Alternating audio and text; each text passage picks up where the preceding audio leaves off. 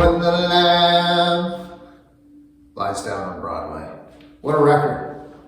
1974. Classic, original Genesis lineup. Pete Gabriel on vocals. Steve Hackett, Mike Rutherford, Tony Banks, Phil Collins on the drums. Incredible drums, especially on this song. Back in New York City, back in NYC. So my cover was obviously abridged, did 2 verses with the interlude in the middle.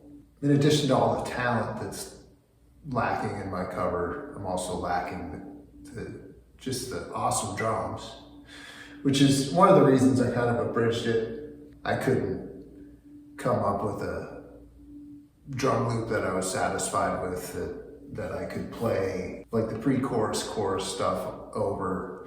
And also I was very influenced by the Francis Dunnery cover where he basically just plays the verses.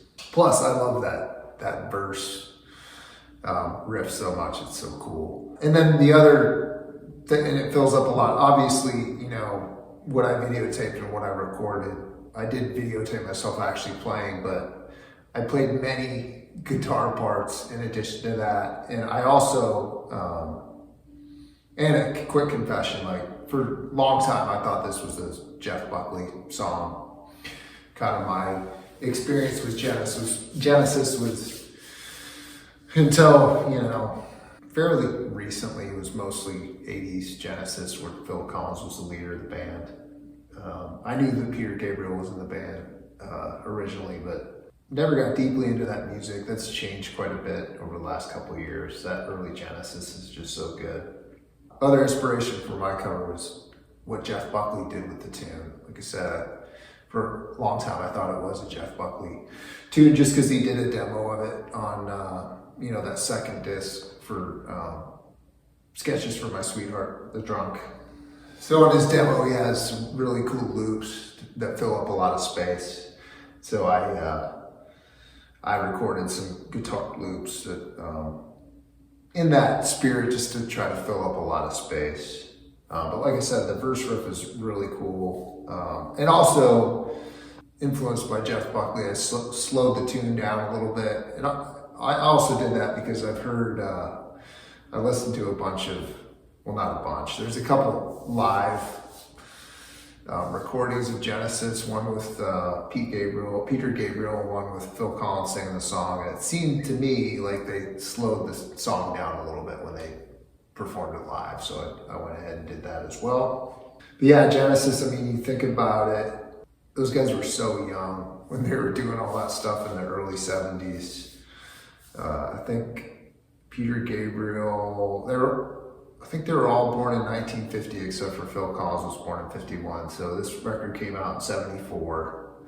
So, you know, they were 24, 23 years old. And I think like Peter Gabriel was out of the band like a year later. I think Hackett was out of the band like shortly thereafter.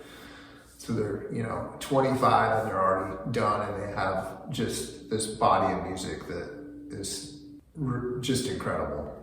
Yeah, that youth is interesting. Like, I think rock and roll is served very well by youth, and youth is served by rock. I mean, I think when you're young,